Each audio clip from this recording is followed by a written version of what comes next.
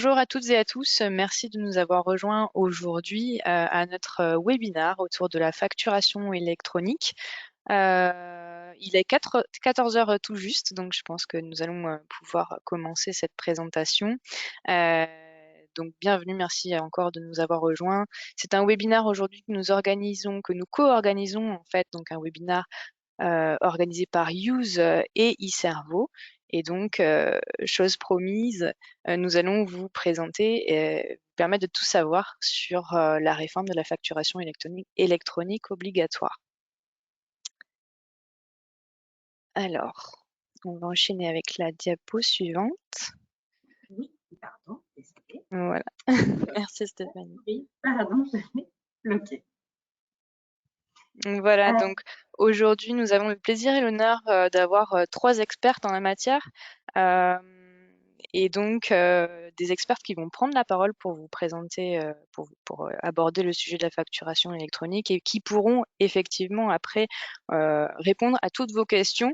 N'hésitez pas à poser vos questions au travers du chat qui est disponible dans l'interface. Et puis, nous laisserons un petit temps en fin de présentation pour vous permettre d'échanger avec elles, car ce sont donc des intervenantes. Nous avons oublié le « e ». Nous avons Mélanie, Émilie et Stéphanie. Bonjour à toutes les trois et merci d'être présentes aussi aujourd'hui. Je vais vous laisser rapidement vous présenter en quelques mots, si vous voulez bien, pour ceux qui ne vous connaissent peut-être pas. Très bien, merci Diane. Je commence.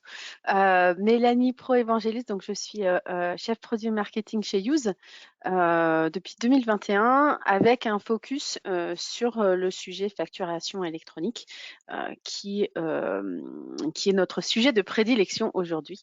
Voilà, et donc c'est un plaisir d'être avec vous pour cette heure. Bonjour à tous, donc je suis Émilie Vinson, consultante senior chez Use, donc je suis chez Use depuis presque 8 ans maintenant, donc j'accompagne les entreprises dans leur réflexion autour de la dématérialisation et je suis également la contact dédiée pour notre partenaire eCerveau. Merci à toutes les deux. Et donc, Stéphanie, Stéphanie Nico, et bien je représente donc la société eCerveau, partenaire historique de Use. Donc, je suis consultante en digitalisation des processus métiers, particulièrement processus qualité, achat, finance. Et j'aurai le plaisir de partager avec vous toute notre expertise sur la gestion de vos projets de transformation, notamment autour de ce sujet de la facturation électronique. Merci à toutes les trois. Alors, on va enchaîner. Je vais vous présenter en détail le programme de ce webinaire. Donc, effectivement, on va démarrer par une présentation d'eCerveau, présentation de Use, et nous allons rentrer ensuite dans le vif du sujet sur donc la réforme de la facturation électronique obligatoire. On abordera les aspects, les règles qui composent cette réforme et également le calendrier de la réforme, parce que vous avez peut-être été tenu au courant que celle-ci est reportée, mais on va vous présenter du coup le nouveau calendrier officiel.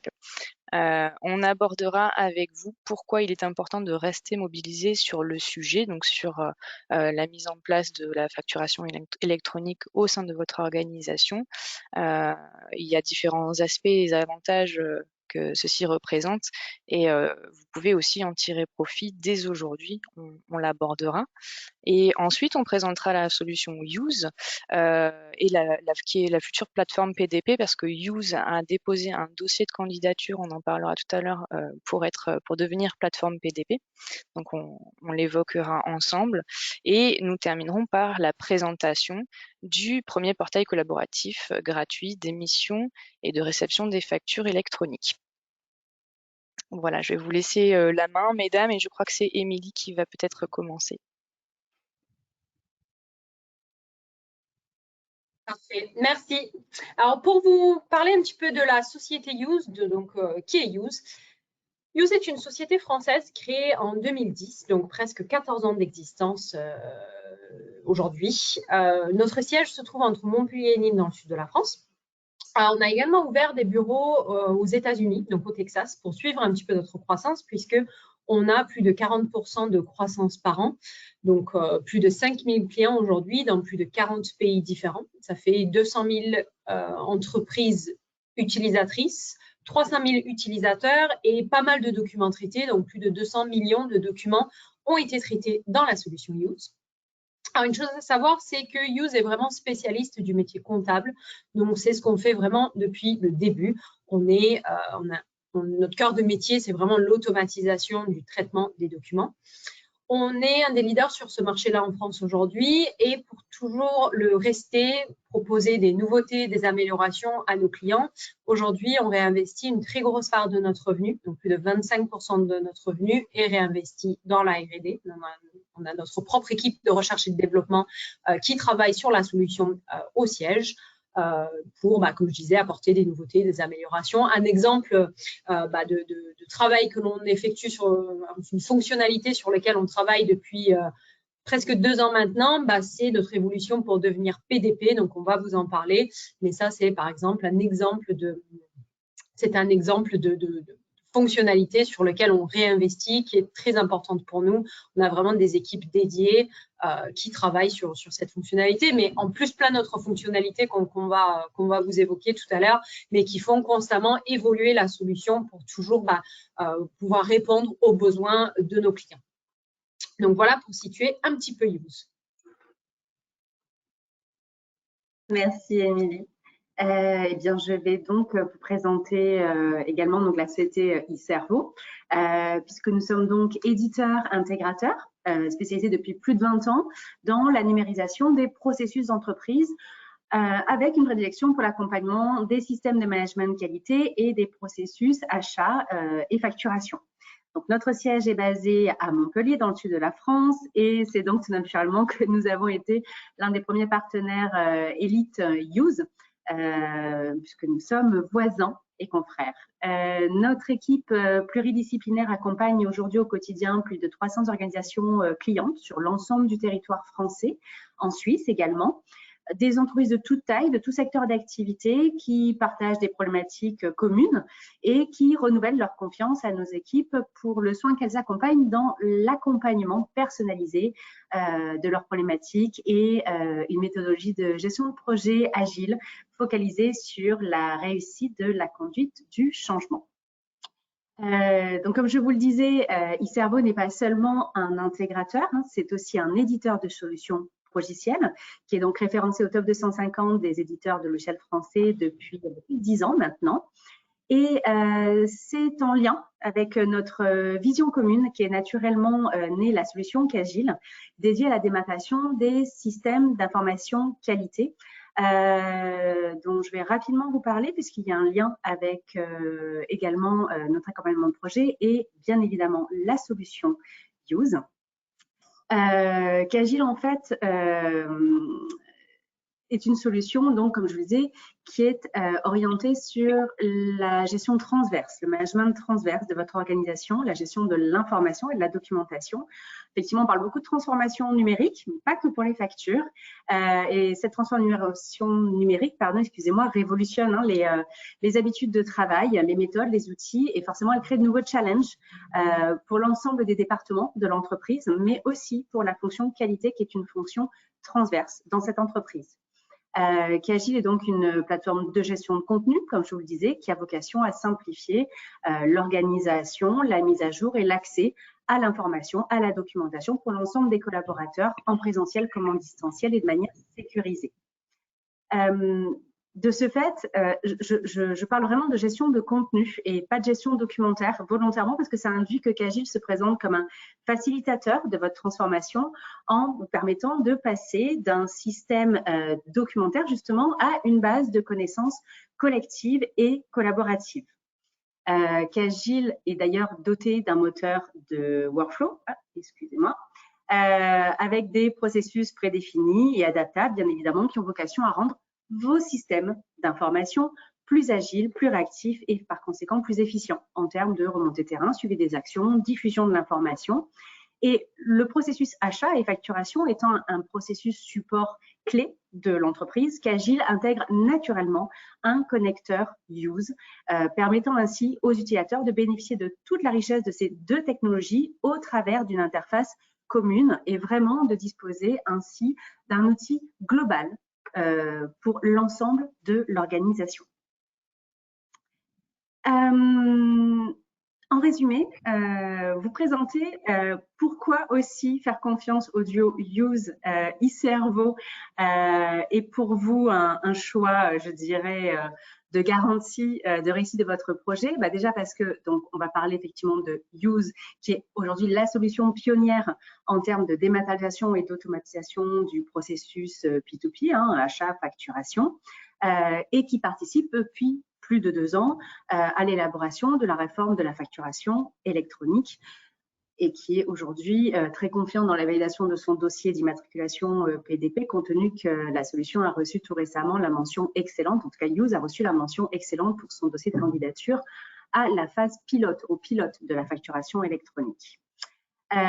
Et e-Cerveau, en qualité d'intégrateur, est donc un intégrateur multisectoriel, multi-ERP, comptable, et qui, donc, au-delà de ses compétences techniques, s'est capitalisé sur ses expériences terrain afin de vous conseiller, de vous accompagner dans la mise en œuvre des bonnes pratiques, afin de, justement, que votre projet soit un succès. Globalement, c'est le choix qu'ont fait de nombreuses entreprises. Ici, vous avez une vue, je dirais, un extrait des plus de 5000 clients dont Émilie vous parlait tout à l'heure et qui ont justement fait ce choix. Des entreprises de tout secteur d'activité, de toute taille, majoritairement ici des entreprises multisites d'ailleurs, qui représentent, je pense, qui ont à peu près des ERP tous différents. Je pense qu'à peu près tous les ERP comptables du marché sont représentés sur ce slide et qui, en fin de compte, ont pour point commun qu'elles ont toutes suivi les 9 sur 10 des plus grands cabinets d'expertise comptable en choisissant Use pour dématérialiser leur processus de dématérialisation de factures et achats.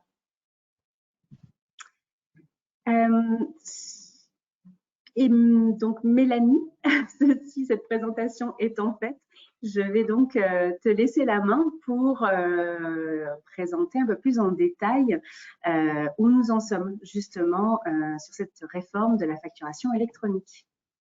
Très bien, merci Stéphanie. Donc, avant qu'on aille plus dans le détail sur le nouveau paysage et l'architecture qui caractérise la réforme française, je voulais juste peut-être préciser l'historique et un peu la sémantique qui est derrière la facturation électronique. Donc déjà, il faut savoir que c'est l'ordonnance du 15 septembre 2021 qui a introduit l'obligation de la facturation électronique dans les échanges entre les entreprises françaises assujetties à la TVA, qu'elles soient redevables ou non à la TVA.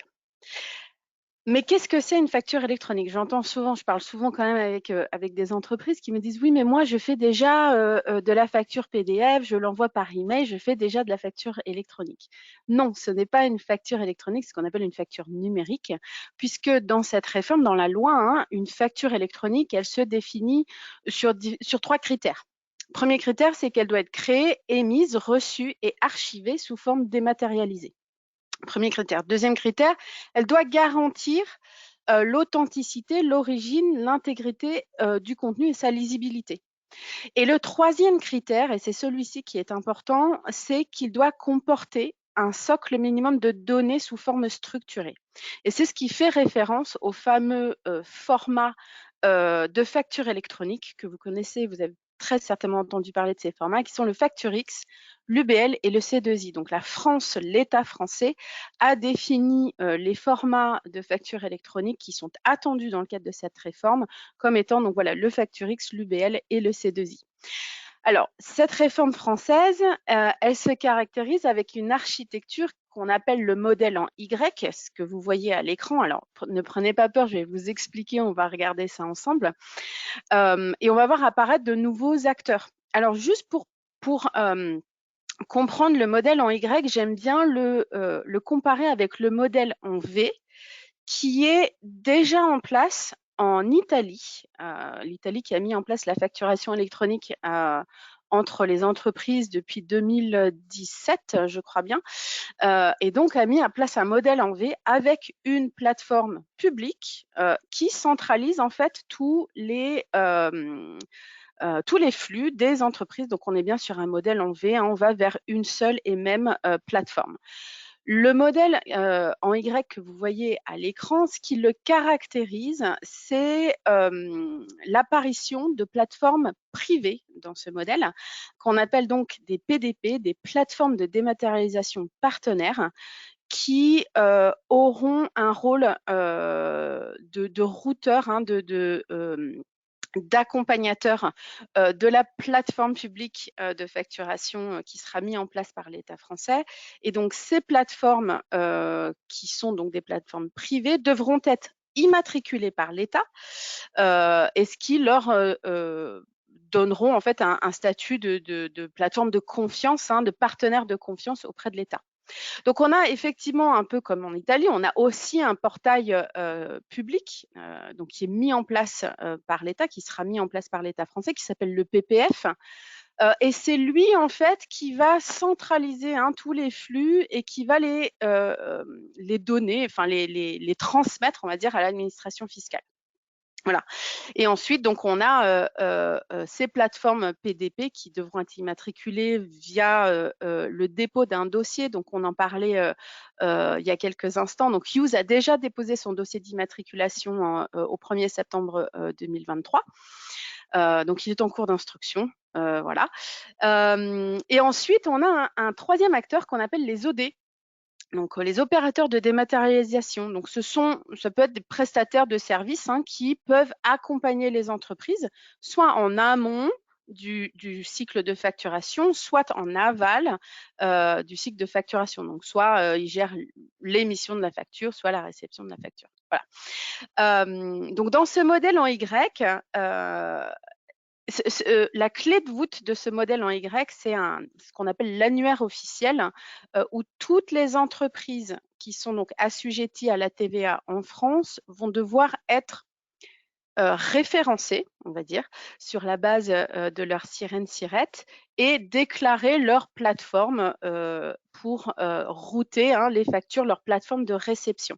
Et c'est grâce à cet annuaire qu'on va savoir où router les factures en fonction du destinataire de la facture. Alors, je sais très bien, hein, que tout ça, c'est très abstrait parce qu'on montre des schémas, mais tout ça deviendra beaucoup plus facile à comprendre une fois qu'on aura un visuel, hein, notamment par le biais de ces plateformes de dématérialisation comme Used, puisqu'on a déjà une solution, hein, qui pourra devenir la PDP de nos clients, de nos entreprises. Voilà, donc ça c'est pour le modèle en Y. Donc c'était un petit peu pour comprendre, hein, ce qui nous attend, comment les flux vont devoir s'échanger au travers de ces plateformes. Et maintenant, on va arriver donc sur le calendrier de déploiement. Alors, on en parlait tout à l'heure, c'est vrai que cette réforme, elle était prévue initialement de commencer en juillet 2024, mais à l'été, donc c'était fin juillet, la DGFiP a communiqué via communiqué de presse, hein, que la réforme serait décalée. Donc, on a eu le calendrier officiel qui a été publié dans le cadre de l'amendement du 17 octobre, où on a maintenant un calendrier officiel donc sur 2026. Alors, qu'est-ce qui va se passer en septembre 2026? Donc, à cette date, toutes les entreprises qui sont assujetties à la TVA en France auront l'obligation de recevoir des factures électroniques. Ça représente à peu près 4 millions d'entreprises. Donc, toutes les entreprises françaises devront être en mesure de pouvoir recevoir ces factures. Parce qu'à cette même date, ce seront les grandes entreprises et les ETI, donc les entreprises de taille intermédiaire, qui, elles, auront l'obligation de les émettre. Alors, je vais prendre un exemple un peu bête, hein, mais EDF, par exemple, qui est une grande entreprise, aura l'obligation d'émettre une facture électronique vers ses clients. Donc, ils devront être, eux, en mesure de devoir les recevoir. Voilà. Donc, ça, c'est septembre 2026. Et un an plus tard, ce sera au tour des PME et des TPE d'être en mesure d'émettre des factures électroniques donc vers leurs clients. alors, on a mis des petits pointillés entre septembre 2026 et septembre 2027 parce que si les entreprises sont prêtes et sont déjà outillées, elles peuvent très bien commencer avant la date de l'obligation, tout à fait commencer dès qu'elles sont prêtes à le faire.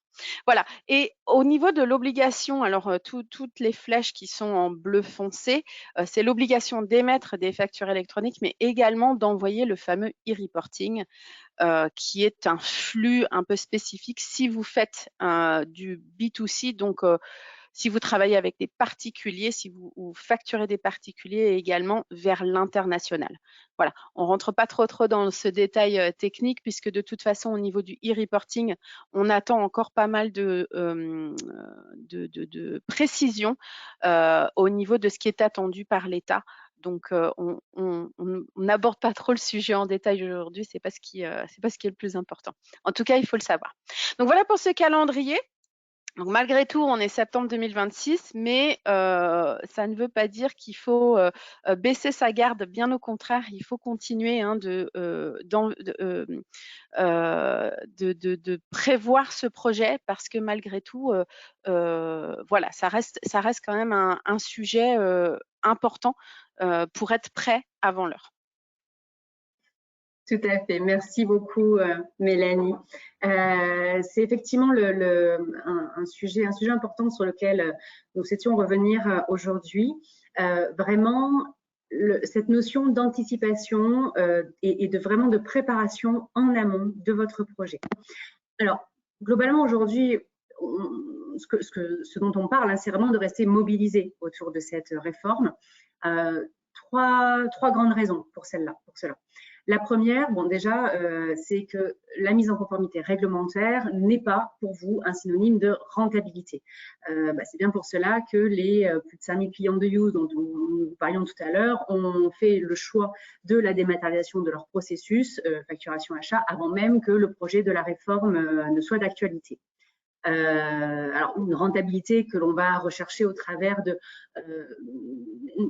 un vaste panel de fonctionnalités offertes par une solution de dématérialisation. On parlera de la lecture intelligente des documents, extraction automatique de données pour export dynamique des écritures en comptabilité, même demain avec la réforme, le fait si vous choisissez de déposer vos factures manuellement sur le PPF, vous n'auriez pas via le PPF une fonctionnalité de gain de temps, d'optimisation des tâches de saisie et d'export des données dans votre comptabilité.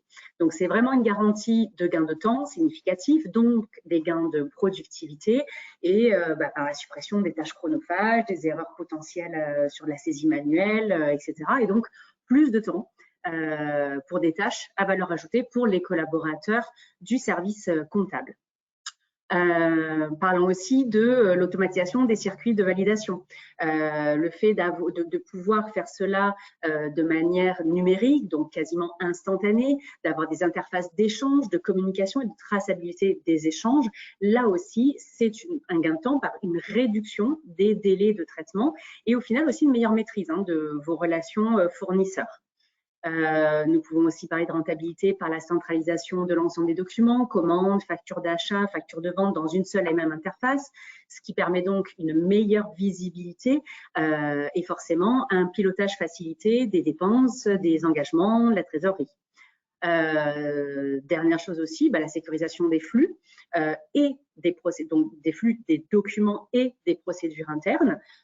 Donc, on parlera effectivement d'interopérabilité avec vos systèmes d'information, logiciels comptables, logiciels de gestion commerciale, logiciels de facturation, donc des communications bidirectionnelles.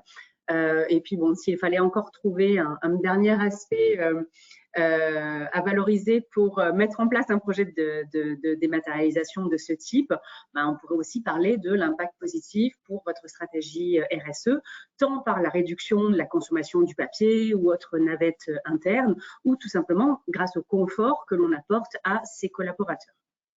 Après, il y a une deuxième bonne raison de rester mobilisé autour de cette réforme et une raison qui n'est pas des moindres, c'est vraiment la notion d'aspect projet et conduite de changement. Le report de la réforme ne doit pas être synonyme justement de désengagement pour les entreprises qui avaient déjà amorcé un projet et ça doit encore moins freiner les entreprises qui n'avaient pas encore démarré. Certes, un nouveau calendrier qui permet d'appréhender l'échéance plus sereinement, mais c'est tout de même maintenant que ça se joue parce que au final la conformité, en tout cas la non-conformité, ne sera pas une option le moment voulu. Si vous avez déjà, déjà au niveau de la mise en œuvre d'un projet de transformation, juste pour revenir d'abord là-dessus, notez qu'un projet de transformation, cette notion de transformation, ça induit que c'est un événement important dans l'entreprise parce que ça va impacter directement vos équipes et leurs habitudes. C'est donc primordial de vraiment avoir le temps de maîtriser le facteur humain pour expliquer, pour communiquer, pour lever les potentielles résistances, pour accompagner, motiver, former. Si vous faites partie des entreprises justement qui ont déjà initié leur projet, ça veut dire qu'à un moment donné, vous avez déjà mobilisé des ressources au niveau de la finance, au niveau de l'IT, que vous avez déjà sollicité des équipes, voire même que vous avez fait appel à des prestataires externes. Donc, le fait de mettre en pause aujourd'hui votre projet aurait pour risque potentiel de perdre la motivation des acteurs qui s'étaient préalablement préparés, investis, et ce sera donc plus compliqué, c'est toujours plus difficile de redémarrer plus tard, de retrouver une dynamique sur un projet de ce type. D'autant que potentiellement, vous pouvez avoir d'autres projets qui vont arriver entre-temps, qui vont peut-être solliciter les mêmes personnes et ce sera d'autant plus compliqué de retrouver de la disponibilité au niveau de ces équipes-là le moment venu. Comme Mélanie vous le disait aussi, pour les entreprises qui seront prêtes en amont de phase, eh bien, ce sera la possibilité de vous inscrire de participer à la phase pilote en 2025. Si c'est votre cas et si vous êtes prêt, ce sera tout bénéfique pour vous parce que ça vous permettra en fait d'étaler votre migration et donc de vous familiariser avec tout cet écosystème et ces nouveaux fonctionnements sans avoir à subir un Big Bang en 2026. Alors ça, c'était pour les entreprises qui avaient déjà commencé à initier leur projet, si c'est votre cas. Si à contrario, vous faites partie des entreprises qui n'ont pas encore démarré leur projet, c'est bon ton de rappeler que le fait de s'y prendre au dernier moment, quand on met un projet en œuvre, c'est plus ou moins prendre le risque de devoir adopter une stratégie que l'on appelle directive, c'est-à-dire une méthode de gestion de projet qui laisse assez peu de place en fait par manque de temps à la concertation et qui nécessite donc d'investir beaucoup de ressources en accompagnement, en formation, en information. En gros, c'est l'inverse d'une méthode que l'on dit explicative et que l'on peut se permettre d'adopter quand on a du temps devant soi, où on va justement avoir davantage de latitude pour préparer le terrain, pour faciliter donc l'adhésion de l'entreprise et de ses collaborateurs. Notez quand même qu'un projet tel que la mise en conformité à la réforme de la facturation électronique n'est pas un projet qui se déroulera en 3 mois. C'est plutôt compter 12 à 18 mois pour mettre en place ce type de projet. Alors, en comptant toutes les étapes nécessaires, la collecte des données en interne, tout ce qui va être la rédaction de vos expressions de besoin pour préparer la liste des tâches, élaborer votre planning, constituer les équipes, prévoir les phases de déploiement, de tests, les ajustements, les formations, etc. Mais sans oublier aussi que cette réforme va, quelque part, elle a des prérequis que les entreprises vont devoir également. C'est pas juste le fait de savoir envoyer et mettre des factures et au final choisir, par exemple, sa plateforme PDP. C'est vraiment aussi le fait, déjà, de vérifier quelles sont vraiment les habitudes que l'on a en interne et potentiellement de bien devoir adapter ces processus. Par exemple, aujourd'hui, les pratiques se constatent encore sur le fait de ne pas systématiquement faire des factures d'acompte, par exemple, alors que là, ce sera vraiment une obligation. Ça devrait déjà être fait, mais ce sera vraiment une obligation. De la même manière que l'édition d'un avoir total ou pas avec l'édition d'une facture rectificative en cas de désaccord et pas seulement le fait de faire comme si la facture n'avait pas existé. Donc ça, c'est vraiment tout un ensemble de procédures, de processus qu'il va falloir veiller à mettre en place et veiller au respect en interne de ces procédures-là. Après, on parlera aussi de la qualification des bases tiers, et ça, c'est vraiment une partie du projet qui va être importante, qui, dans certaines entreprises, peut prendre beaucoup de temps, parce que les bases peuvent être vraiment importantes. Nous constatons quand même souvent, encore aujourd'hui, régulièrement, que dans ces bases tiers, aujourd'hui, soit elles sont incomplètes, on ne dispose pas forcément des numéros de sirène, de SIRET, de TVA, ou qu'on y trouve aussi des doublons. Mais demain, ces bases devront vraiment être propres. Mélanie, vous parlez tout à l'heure de cet annuaire centralisé. Si vous avez des bases tiers à ce moment-là qui ne sont pas suffisamment qualifiées, eh bien tout simplement, vous allez vous exposer à un grand nombre de rejets de la part du PPF ou d'autres PDP vers qui vous émettrez vos factures. Et donc, quelque part, c'est tout simplement un risque de non-paiement de vos factures. Pour l'avoir vu, pratiqué et accompagné, la qualification, ce travail de qualification des bases tiers, c'est vraiment un travail qui est relativement chronophage, assez fastidieux, honnêtement. Et donc, s'y prendre à l'avance, c'est le fait, voilà, de prendre le temps de gérer cette tâche-là. Et puis, dernier point aussi, c'est de vous assurer de mettre à jour les données sur vos propres factures de vente. La réforme impose en fait toute une liste de données qui devront impérativement être sur vos factures, qui pour certaines peut-être le sont déjà chez vous, d'autres ne le sont peut-être pas. Et bon, c'est vraiment quelque chose à anticiper aussi, parce que potentiellement, ça peut ne pas représenter un grand effort chez vous, mais certains logiciels peuvent ne pas nativement gérer ces données-là. Et donc, ça veut dire faire un travail avec votre prestataire pour intégrer, gérer ces nouvelles données sur vos factures qui seront nécessaires. Là aussi, vos prestataires, que ce soit sur vos logiciels de facturation, de compta, de GESCOM, là aussi vont avoir un planning, vont avoir de nombreuses demandes, et plus on va approcher de l'échéance de la réforme, de la mise en place de la réforme, plus leurs agendas aussi seront chargés. Et s'y prendre un peu tard, c'est aussi peut-être potentiellement prendre le risque de ne pas avoir la disponibilité au niveau, chez vos prestataires dans le délai que vous espérez. Et donc, pour terminer, un dernier point encore, c'est donc le fait que au final, vous aurez un choix à faire et possiblement donc devoir trouver une plateforme partenaire et une solution adaptée à vos besoins. Une solution donc qui soit capable de gérer bien évidemment les flux de facturation conformément à la réforme de la facturation électronique, mais également de gérer les flux qui ne seront peut-être pas gérés au moment de la mise en place de la réforme. Comme vous le disiez Mélanie, aujourd'hui, il y a encore certaines incertitudes sur ces flux d'e-reporting.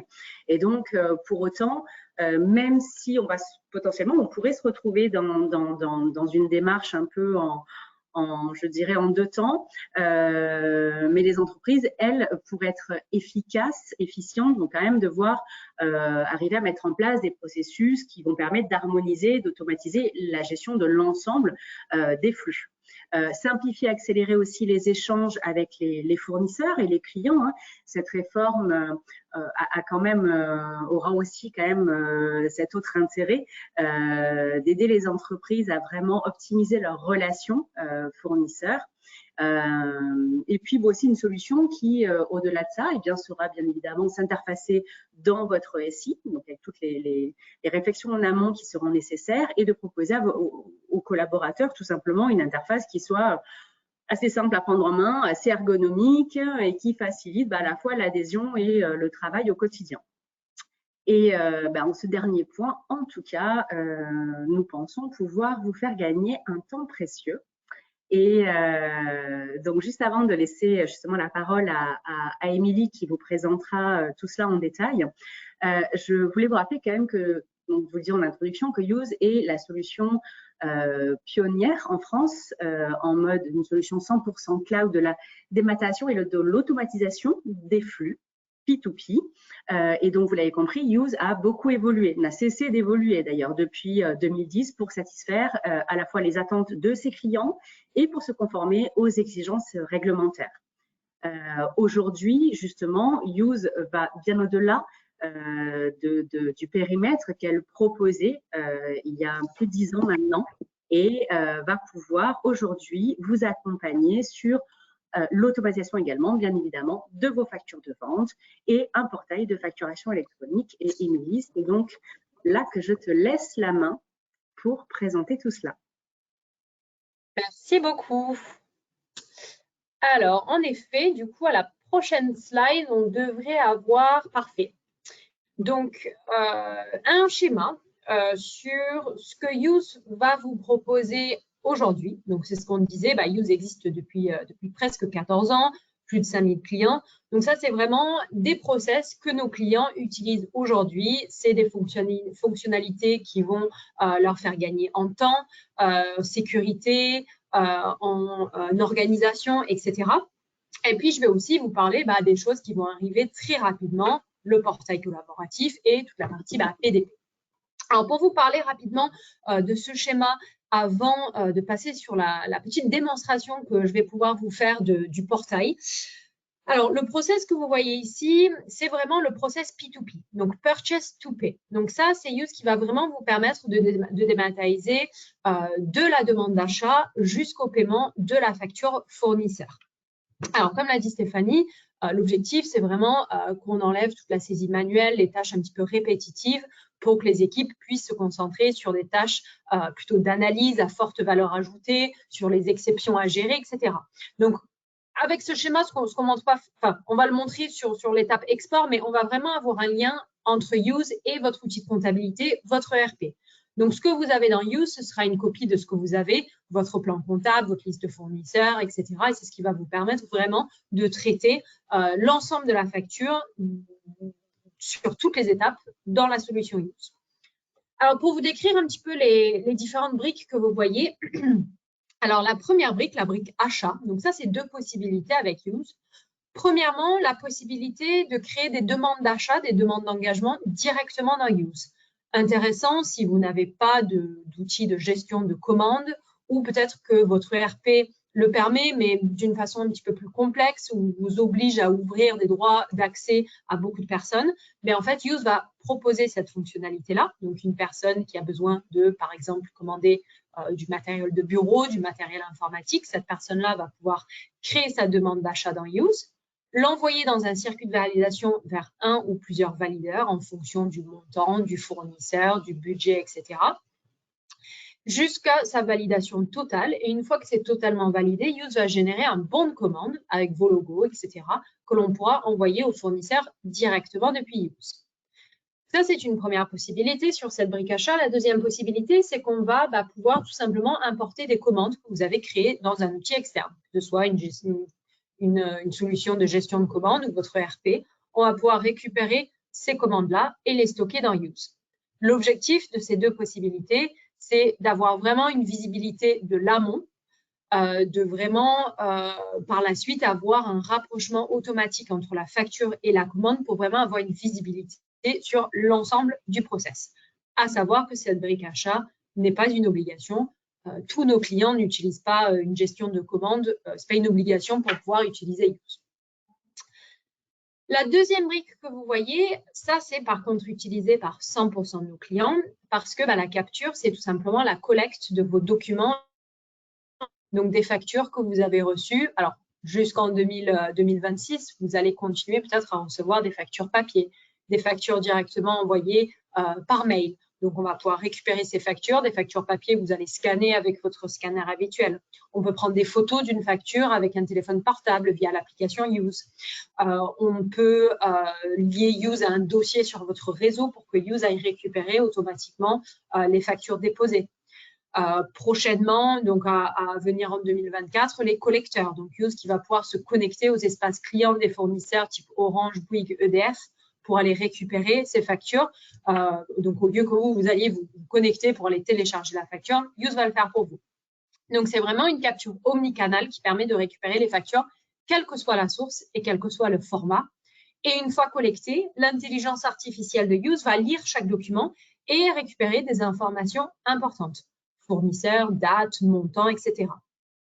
La facture sera alors mise à disposition de l'équipe comptable à l'étape d'enregistrement. C'est la troisième brique que vous voyez. Avec, s'il y a une commande en amont, un rapprochement automatique entre la facture et la commande. Ou si c'est une facture de frais généraux, Use va automatiquement proposer une imputation comptable et analytique de la facture. L'objectif, comme on l'a dit à plusieurs reprises, c'est d'enlever vraiment toute cette saisie manuelle.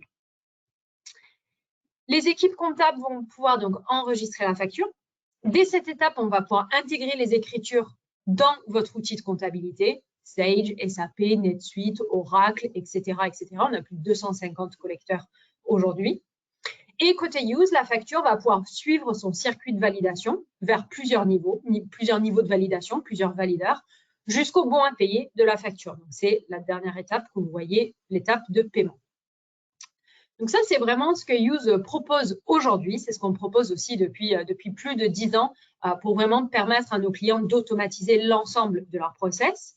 Et puis, juste en dessous, vous avez une petite pastille 2023 pour vous indiquer en fait que dès 2023, donc sur les prochains mois, nous allons mettre à disposition de nos clients le portail collaboratif. Donc, c'est ce que je vais vous montrer, pour permettre à nos clients, du coup, d'inviter clients et fournisseurs à venir se connecter à Use pour déposer leur facture ou récupérer leur facture. Il va y avoir toute une notion de visibilité sur les statuts des factures également, la possibilité de mettre des commentaires également. Par exemple, vous mettez une facture en litige, vous pouvez mettre un commentaire, le fournisseur pourra venir se connecter, répondre aux commentaires également. Donc, ça permet vraiment de fluidifier les échanges en interne, mais également en externe, avec clients et fournisseurs. Et puis, cette partie-là, ce portail collaboratif, c'est vraiment notre première brique dans notre évolution pour devenir PDP. Donc, dès la mise en place de la réforme, on va communiquer avec le PPF sur les statuts, le e-invoicing, le e-reporting, avec les différentes PDP du marché également. Donc, voilà, on a ce portail collaboratif qui va arriver très prochainement et c'est ce que je vais vous montrer pendant la démonstration. Alors, juste avant la démonstration, je crois qu'on a une autre petite slide pour que je vous parle également, voilà, du circuit facture d'achat, facture de vente, pardon, donc facture client. Donc là, le graphique, le schéma que je vous montrais avant, c'était vraiment sur la partie facture fournisseur. On retrouve côté facture de vente un petit peu un effet miroir, puisque beaucoup de fonctionnalités qu'on a prévues, nous, sur la partie facture fournisseur, on va également mettre en place sur les factures de vente. Alors, pour vous détailler un petit peu comment ça va se matérialiser dans Use, on va pouvoir récupérer l'ensemble de vos factures de vente, donc soit que vous créez dans votre ERP, dans votre logiciel de compta, soit peut-être aujourd'hui, vous n'avez pas d'outil qui vous permet de créer des factures de vente assez simplement et vous le faites peut-être sur Word. On peut aussi intégrer dans Use des factures au format Word, format bureautique. Et lorsque Use va récupérer l'ensemble de ces factures, si ce n'est pas au format, Use va les transformer au format électronique, donc attendu par l'administration fiscale dans le cadre de la réforme. Donc, on peut intégrer une facture Word, Use va la transformer en format facture X, par exemple. Donc, c'est vraiment, encore une fois, une capture omnicanal de ces factures de vente en masse également. On n'est pas obligé de venir le faire facture par facture, on peut également le faire en masse. On va également contrôler évidemment la conformité de vos factures. Donc ça, c'est une obligation en tant que PDP, donc vérifier que l'ensemble des champs des informations obligatoires se trouvent sur chaque facture que vous allez émettre. On retrouve également l'étape de validation qui sera possible sur ces factures de vente. Donc, si vous souhaitez, vous, avant d'envoyer la facture à vos clients, on peut mettre en place des circuits de validation vers une ou plusieurs personnes pour que ces personnes-là valident les factures avant qu'elles soient réellement envoyées à vos clients. Et puis, bien évidemment, la dernière étape, c'est l'émission. Alors, plusieurs exemples, mais on peut envoyer dès aujourd'hui par email la facture. On pourra également, si le client fait partie de l'écosystème Use et a une application Use, en fait, il retrouvera tout simplement sa facture dans l'application Use que lui possède. Et puis, dans le cadre de la réforme, s'il possède, lui, une autre PDP, entre PDP, on devra communiquer. Donc, il retrouvera tout simplement sa facture dans sa PDP. Voilà, donc c'est aussi via le portail collaboratif qu'on va, dès cette année, pouvoir retrouver toutes ces fonctionnalités que je vais vous montrer tout de suite. Je ne sais pas, Mélanie, si tu voulais rajouter quelque chose là-dessus ou est-ce que c'était… voilà. C'était absolument parfait. Parfait. Je te remercie alors. Alors, on retrouve… Pardon, je voyais plus l'écran. Oui, je te disais, j'allais peut-être te laisser la main parce que j'ai affiché ce slide-là, mais je pense que c'est peut-être mieux que qu'on bascule sur ton écran, peut-être pour une présentation live plutôt que… C'est ça, exactement. Alors, Sarah, je ne sais pas si tu pourras… Parfait. Alors, je vais juste vous partager mon écran. Dites-moi quand c'est bon pour vous. Hop, pardon. Ça me semble tout bon. C'est bon? OK, parfait. Alors, je me suis connectée à Use. Alors, première chose à savoir, évidemment, c'est que Use est une solution cloud. On n'installe rien sur vos serveurs. Tout est accessible en ligne via une simple connexion Internet, le navigateur de votre choix également. Chaque utilisateur va avoir un profil utilisateur avec des droits et des rôles associés qui vont lui permettre d'avoir accès à plus ou moins de fonctionnalités, plus ou moins d'informations dans l'application. Donc, on peut avoir un rôle comptable, on peut avoir un rôle valideur, administrateur, consultation, etc. Donc, je me suis connectée ici. Alors, moi, j'ai le rôle comptable, mais j'ai également plus d'autres rôles. Mais je me suis connectée, j'arrive sur un tableau de bord ici. Alors, ce tableau de bord, c'est vraiment un outil de pilotage qui va me permettre d'avoir une vision globale de l'ensemble des documents en cours de traitement par l'ensemble des personnes de mon organisation. Alors, là, je vois vraiment la partie traitement et on va regarder juste le portail après. Mais je retrouve plusieurs blocs sur ce tableau de bord. Le bloc affaires ici, c'est vraiment ma to-do list, pardon. Donc, c'est les documents sur lesquels je dois, moi, personnellement, intervenir. J'ai également un découpage ou un paramétrage par filiale, par société, par site. Donc ça, c'est ce que disait Stéphanie tout à l'heure, c'est que Use est particulièrement bien adapté aux sociétés multi-entités, puisque, comme vous pouvez le voir, on peut vraiment séparer et cloisonner les informations. On pourrait même aller jusqu'à dire, j'ai un export comptable sur Sage pour ma filiale de Montpellier. Par contre, pour le siège, j'utilise SAP, donc j'ai un export vers SAP. J'ai des plans comptables différents, des fournisseurs différents par filiale, etc.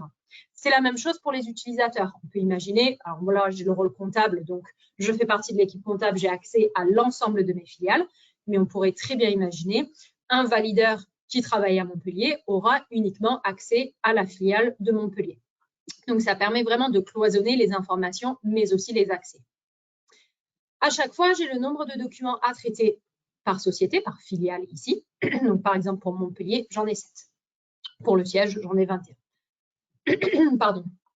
Une fois que j'ai travaillé sur ces documents, je vais pouvoir les envoyer dans un circuit de validation. C'est ce que je vous disais sur le schéma, où je vais pouvoir envoyer la facture vers un ou plusieurs valideurs. Et une fois que j'ai fait ça, je vais retrouver mes factures dans mon bloc à suivre, en bas ici. Et je vais pouvoir voir à quel niveau se trouve le document. Donc, celui-ci est en validation. Et chez qui? Donc, celui-ci est chez le responsable informatique. Donc, ça me permet vraiment de tracer mes documents du début jusqu'à la fin de leur traitement dans Use. J'ai également des notions de volume de documents par statut. Donc, je n'ai aucun document en retard, 46 documents complets et aucun document bloqué. Donc, ça permet vraiment d'identifier en un coup d'œil, dès que je me connecte à Use, le statut des factures, leur avancée, etc. Sachez également que cette interface est totalement personnalisable et paramétrable par utilisateur. Donc, si je viens juste ici dans mon profil, dans Thème, je peux tout simplement choisir le modèle qui apporte le plus de confort à mon utilisation. Alors, je ne sais pas si vous m'entendez. On t'entend, mais effectivement, il y a un petit délai de latence. Oui, il y a un petit délai. Alors, je vais juste revenir ici. J'ai l'impression que mon écran est figé. Et oui, ça c'est… les joies du, du direct. C'est revenu à la normale. Donc, je vous disais que cette interface va être totalement personnalisable par utilisateur. Donc, je vais pouvoir choisir le modèle qui apporte le plus de confort à mon utilisation. Je vais pouvoir choisir l'ordre des colonnes, les redimensionner, ajouter des filtres. Donc, chaque utilisateur va vraiment pouvoir personnaliser son application pour que dès qu'il se connecte, il a tout de suite accès aux informations qui lui sont importantes. Alors, juste pour finir ça, j'avais juste basculé sur une autre application parce que j'ai une application en pré-production, comme vous pouvez le voir ici. Donc, ce ne sont pas nos applications utilisées par nos clients, c'est vraiment des applications… Voilà, pardon. Alors, je voulais juste revenir là-dessus pour finir parce que c'est ici où j'ai mon portail. Donc, c'est l'autre fonctionnalité qu'on voulait vous montrer aujourd'hui. Donc, l'autre fonctionnalité majeure, donc c'est le portail collaboratif qui va se présenter sous la forme d'une solution temps réel d'émission et de réception de factures électroniques. Et ça, ce sera vraiment disponible dans les applications Use Business Edition d'ici la fin de l'année. Comme vous pouvez le voir, voilà, c'est vraiment une fonctionnalité qui est intégrée dans mon application. Je n'ai pas besoin d'avoir une application pour mes factures fournisseurs, pour mes factures d'achat, pour mon portail. C'est vraiment tout en une seule et même solution. Ça veut dire aussi que dès l'entrée en vigueur de la réforme de la facturation électronique, ce portail-là, ce sera vraiment la fondation de la PDP, donc plateforme de dématérialisation partenaire de Use, et va donc permettre d'émettre et recevoir les factures en toute conformité, de transmettre les flux d'e-invoicing, de e-reporting vers l'administration fiscale. Donc, ça veut dire, nous, on le met en place cette année. Donc, ça veut dire, avant même l'arrivée de la réforme, vous allez être prêt à être conforme puisque vous avez choisi Use qui a déjà déposé son dossier d'immatriculation. Stéphanie l'a dit tout à l'heure, on a reçu une note excellente par rapport à ce dossier-là. Donc, vous pourrez, et vous êtes déjà prêt à en tirer profit tout de suite. Vous serez évidemment toujours en mesure de gérer les flux hybrides avec Use, donc nationaux, internationaux, électroniques, physiques, donc tous les flux qui ne vont pas entrer dans le cadre de la réforme, puisque c'est une réforme qui concerne la France. Si vous avez des clients ou des fournisseurs à l'étranger, eux ne seront pas dans l'obligation de recevoir ou d'émettre des formats, des factures au format électronique par la PDP, etc. Donc, ce portail va se présenter sous la forme d'une fonctionnalité supplémentaire activée simplement dans mon application Use Business actuelle. Donc, je peux inviter mes clients et mes fournisseurs à rejoindre le portail Use. C'est vraiment plus qu'un simple portail fournisseur, c'est une solution qui est vraiment pensée pour que tous mes partenaires commerciaux puissent fluidifier leurs échanges de factures et m'offrent également la visibilité complète sur le traitement des factures, comme vous pouvez le voir ici. Donc, sur ce portail, mes clients et mes fournisseurs vont pouvoir déposer leurs factures de vente, consulter leurs factures d'achat gratuitement, mais surtout, toute action qui sera faite au sein de ce portail va vraiment m'apporter une vraie valeur ajoutée. Donc, quelques exemples, simplifier la capture de mes factures d'achat. Les fournisseurs vont pouvoir venir déposer leurs factures. Offrir une visibilité à mes fournisseurs sur le traitement de leurs factures avec des statuts en temps réel du cycle de vie de la facture. Mon fournisseur pourra se connecter pour voir le statut de la facture précédemment déposée. Je vais pouvoir émettre mes factures de vente au format électronique vers les applications Use de mes clients, donc si ce sont mes clients qui utilisent Use également, ou par défaut, leur envoyer la facture par email. Je vais pouvoir aussi discuter en ligne de la facture concernée. Donc, c'est ce que je vous disais via les commentaires directement sur la facture. Donc, c'est vraiment un chat, on va dire, en temps réel pour anticiper des litiges, demander des informations complémentaires, etc. Et puis, je vais aussi avoir accès à la puissance et la communauté croissante de Use où on retrouve déjà plus de 1 million d'entreprises référencées dans la solution. Donc, en cliquant sur le portail ici, j'arrive sur mon tableau de bord qui affiche une sélection d'indicateurs clés qui vont me permettre de piloter en un clin d'œil mon activité d'émission et de réception de factures. Donc, je vais voir les volumes, les montants correspondants, leur distribution, mes top clients, mes top fournisseurs, etc. Je vais aussi avoir accès à 2 espaces de travail séparés. Donc, un espace dédié à l'émission des factures et avoirs de vente et pareil sur les factures fournisseurs. Dans mon espace de travail facture émise, je vais du coup avoir à ma disposition plusieurs options pour émettre mes factures clients. Je pourrais donc intégrer des factures créées par mon outil de facturation déjà en place. Donc peut-être que vous avez déjà des outils de facturation qui émettent, qui génèrent des factures clients. Mais on va pouvoir tout simplement les intégrer en masse dans Use. L'autre option pourra être de déposer un document de type bureautique, comme on le disait tout à l'heure, donc intégrer un Word. Donc ça, c'est ce que je vais vous montrer dans un instant. Mais je vais ici profiter d'une vision sous forme de liste de mes documents déjà émis et de leurs données. Et je peux filtrer par statut. Donc ça, c'est vraiment les statuts officiels définis dans la réglementation facture électronique. Alors, je vais vous montrer le dépôt d'une facture de vente. Il me reste quelques minutes, donc je pense que je vais pouvoir vous montrer ça. Donc, c'est vraiment l'import manuel, hein, mais évidemment, ce qu'on disait, c'est que ça, on va pouvoir totalement l'automatiser pour importer en masse. Imaginons, vous générez 4000 factures de vente par mois. Évidemment, vous ne serez pas obligé de venir faire ce que je suis en train de faire, donc venir sélectionner un fichier sur votre bureau, etc.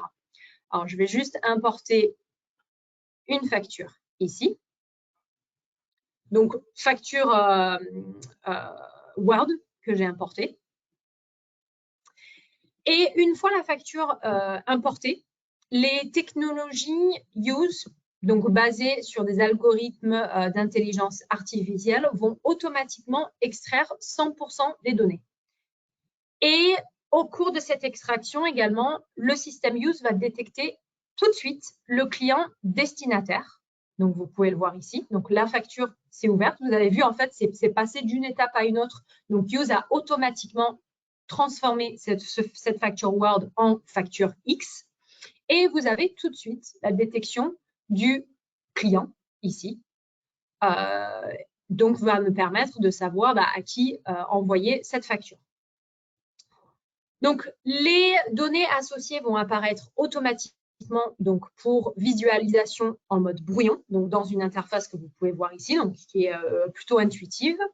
Les données analytiques aussi ont été automatiquement affectées, comme vous pouvez le voir, mais si je le souhaite, je pourrais modifier l'analytique, etc. Donc ça, c'est intéressant si vous souhaitez aussi renvoyer les informations comptables dans votre outil de compta. Si c'est vraiment des factures que vous créez sur Word, au lieu d'aller les saisir, l'objectif, c'est vraiment de récupérer ces informations-là comme on le ferait sur les factures fournisseurs. Je pourrais aussi rajouter des pièces jointes. Donc, si je veux joindre un bon de livraison, un devis que je voudrais transmettre à mon client par la même occasion, je vais pouvoir le faire ici. Donc, lorsque tous les éléments obligatoires sont revus, la facture va pouvoir être validée, donc convertie par Use au format officiel, donc facture X ou C2I, et effectivement envoyée dans l'application Use de mon client. Donc ici, c'est The French Company. Donc vous voyez ici l'icône verte. En fait, ça m'indique que le client ici fait déjà partie de l'écosystème Use. On peut aussi avoir un exemple où, alors je vais modifier, pardon, hop, je n'ai pas cliqué au bon endroit.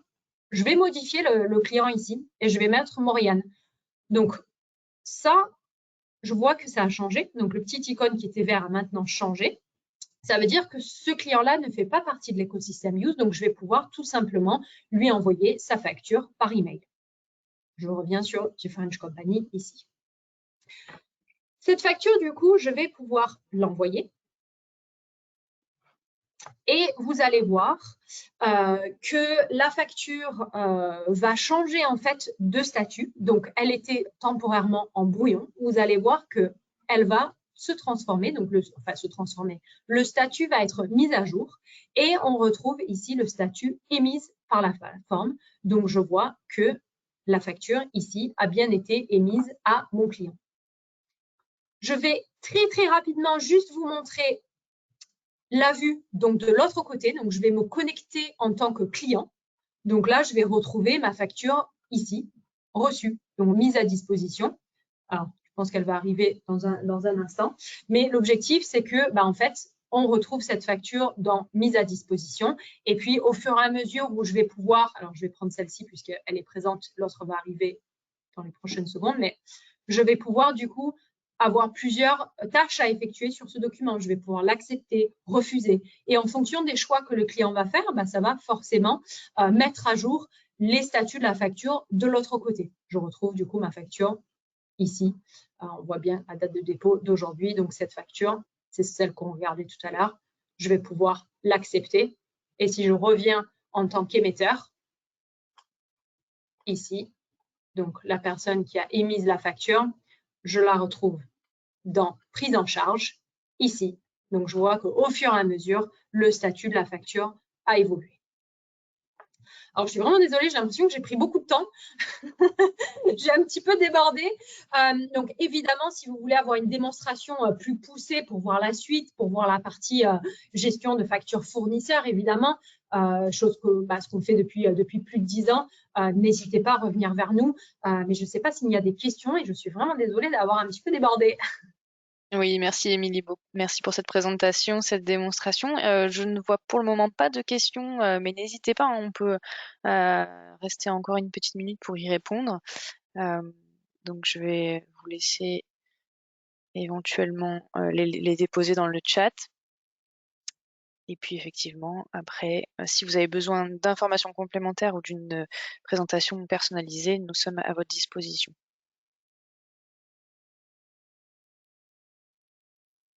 Peut-être en attendant, peut-être d'autres questions, mais juste pour préciser, évidemment, dans la solution Use, on va aussi archiver l'ensemble de vos factures. Vous allez pouvoir avoir un archivage légal à valeur probante. Ça veut dire que vous recevez une facture papier aujourd'hui, on va l'intégrer dans Use. Vous ne serez pas obligé de conserver cette facture papier. Donc, vous avez la facture conforme à l'original dans Use. On va pouvoir faire des recherches sur ces documents, donc faire des recherches par mots-clés. Vous avez un ordinateur qui est en panne, mais vous ne savez plus auprès de quel fournisseur vous avez passé la commande, la date, vous pouvez tout simplement mettre le numéro de série. Il va retrouver tous les documents qui contiennent ce numéro de série. On va pouvoir faire des recherches multicritères également, et puis générer des rapports que vous pourrez ensuite travailler sur Excel.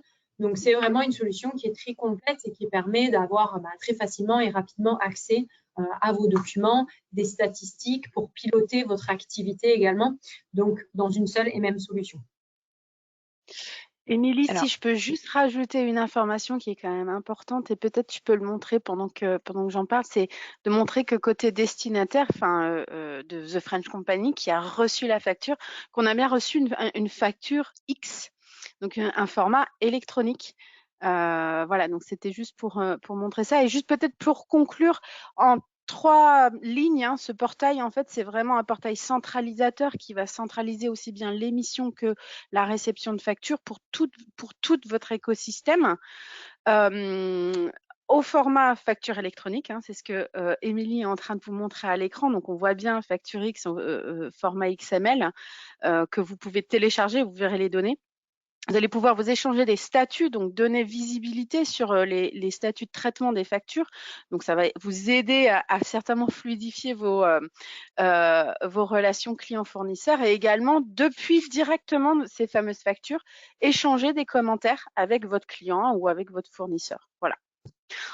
J'ai essayé de conclure rapidement parce qu'on est déjà à 15h04. Une question qui a été déposée dans le chat et une main levée. Donc, je ne sais pas si vous voulez... on va peut-être commencer par la question, effectivement. Donc, comment va s'articuler le rôle de l'expert comptable avec celui du client? Nous sommes aujourd'hui administrateurs et nos clients, les entreprises, sont agents de capture. Il leur faudra un abonnement distinct. Est-ce que c'est voilà. Ouais, c'est une très bonne question. Alors effectivement, là, ce que Émilie vous a montré, c'est la solution business. On a effectivement une édition spécifique aux experts comptables où l'expert comptable a des dossiers dans son application pour la tenue de compte. Et dans cette édition, les experts comptables seront en mesure en fait de donner accès, d'ouvrir l'accès à ce portail, donc réservé à leur organisation, pour que eux-mêmes puissent émettre et recevoir des factures. Et ces flux, en fait, tomberont directement, alors tomberont, c'est peut-être pas le bon mot, mais arriveront directement côté expert pour faire la tenue de compte, donc en temps réel. Donc, encore une fois, on est sur vraiment la centralisation des flux pour les experts comptables. Mais c'est effectivement pas ce que, pas cette démo-là, c'est une édition différente. Voilà. Merci beaucoup. C'était une bonne question. Oui. Et donc voilà, on avait une main levée, donc Christophe avait levé la main. Je vais lui ouvrir le micro et voir si effectivement il avait une question à poser. Oui, bonjour. Pour tout centraliser sur Use, est-ce que vous envisagez de passer également les notes de frais? Ou est-ce que c'est pas l'ordre du jour? Alors, en effet, alors on n'a pas un module spécifique notes de frais dans Use, mais on a beaucoup de clients qui gèrent les notes de frais dans le système, puisqu'on peut mettre vraiment en place des circuits dédiés aux notes de frais. C'est également dans notre roadmap pour les prochains mois de développer un peu plus de fonctionnalités autour des notes de frais, puisque c'est un besoin qu'on a identifié qu'on identifie souvent chez nos clients aujourd'hui. Voilà, donc on n'a pas un module spécifique notes de frais aujourd'hui. On a des clients qui traitent des notes de frais dans Use et prochainement un peu plus de fonctionnalités autour des notes de frais à venir. Ouais, parce que toute la partie reporting liée aux notes de frais, c'est la partie qui paraît la plus complexe par rapport à la réforme. C'est vrai. Mais oui, mais la réforme au niveau des notes de frais, c'est surtout quand vous êtes émetteur vers des particuliers ou vers l'international. Si vous recevez des notes de frais, vous allez les traiter comme vous les traitez aujourd'hui. Donc c'est pas, ça ne devra pas faire partie du e-reporting normalement.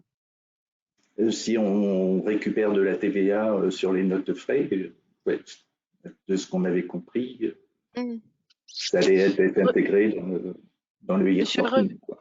Je revérifierai, mais en tout cas, c'est bien un sujet identifié, en tout cas chez nous. Donc, comme l'a expliqué Émilie, c'est un sujet qui est sur la table et qui est déjà sur la roadmap. Donc, d'ici à 2026, donc le e-reporting, vous avez vu le calendrier étant décalé, on est sur 2026 pour les grandes entreprises et les ETI. PME, TPE, c'est 2027, donc ça laisse un petit peu de temps pour se préparer et anticiper justement. Et comme on est devenu accro à Use, j'aimerais bien à l'avenir traiter aussi les notes de frais dans Use. Ok. C'est noté. On est en train de dématérialiser les notes de frais, mais voilà, il n'y a pas la même souplesse que dans Use. Oui. Ok. Ben, c'est dans les tuyaux, on va dire. Merci pour le retour, c'est noté. Très bien, je ne vois pas de questions additionnelles de mon côté et on a déjà un petit peu débordé, donc je pense qu'on va s'en arrêter là. De toute façon, nous vous adresserons le replay de ce webinaire car nous avons enregistré la présentation.